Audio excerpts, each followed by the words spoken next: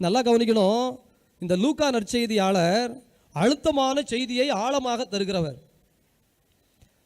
மாடு ஓட்டி போக்க பாருன்னு அவன் சொல்லல. 5 ஏர் மாடுகள் வாங்கி இருக்கிறேன்.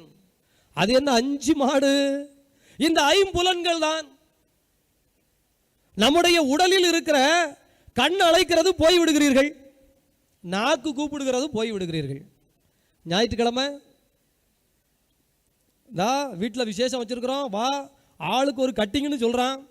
இவனுக்கு பூசைக்கு போயிட்டு மத்தியானம் போல போகலாம்னு இருந்தது தான். ஆனால் நாக்கு என்ன செய்யுது? கூப்பிட்டது போயாச்சு.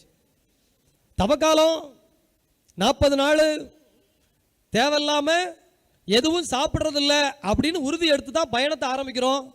கொஞ்ச நாள் போகுது, நாக்கு மரமரன்னு அரிப்பு, எதையாவது சாப்பிட்டே ஆகணும், வீட்டுக்கு தெரியாமலாவது போய் சாப்பிட்டுட்டு வந்துடணும். அதே போல வீட்டில் 2 பேர் உட்கார்ந்து ஜெபம் சொல்ல ஆரம்பிச்சிருவாங்க. 3வது ஆளை கூப்பிடுவாங்க, நீ வா சேர்ந்து நம்ம ஜெபம் சொல்லுவோம். ஒரு 5 நிமிஷம் தான், ஒரு சின்ன வேலை நான் முடிச்சுட்டு வந்துடுறேன் அப்படின்னு அந்த கம்ப்யூட்டரில் லேசாக செல்ஃபோனில் 2 மெசேஜ் அனுப்பணும்னு உட்காருவாங்க. பிறகு ஏதாவது ஒன்று திறப்பாங்க, உள்ளே போச்சு அந்த கண் அவர்களை எந்த ஆசீர்வாதத்தையும் வாங்க விடாமல் தடுத்து விடும். நடக்கா இல்லையா?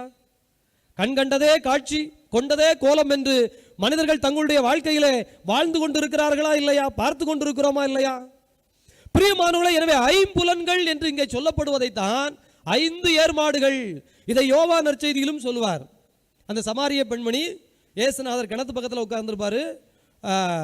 வந்து உயிருள்ள தண்ணீர் உனக்கு வேண்டுமா அப்படின்னு இயேசுநாதர் அந்த பெண்மணிகிட்ட கேட்கிற பொழுது அந்த பெண்மணி சொல்லும், உங்களிடம் வாளி இல்லை, கயிறு இல்லை, கிணறு ரொம்ப ஆழமாக இருக்கு. இந்த டயலாக்ல நீ 5 கணவனோடு வாழுகிறாய். அது என்ன 5 கணவன்? நம்முடைய இந்த 5 புலன்கள், இந்த உடல் சார்ந்த, இந்த உலகு சார்ந்த இந்த காரியங்கள் தான் நம்மை கடவுளை தேட விடாமல் தடுக்கின்ற காரியங்கள். பிரியமானவர்களே, எனவேதான் இங்கே இவன் நான் அவற்றின் பின்னால் போகிறேன். பிரியமானவர்களே, ஆண்டவரை விட்டுவிட்டு நீங்கள் முழுமை அடைந்து விட முடியுமா?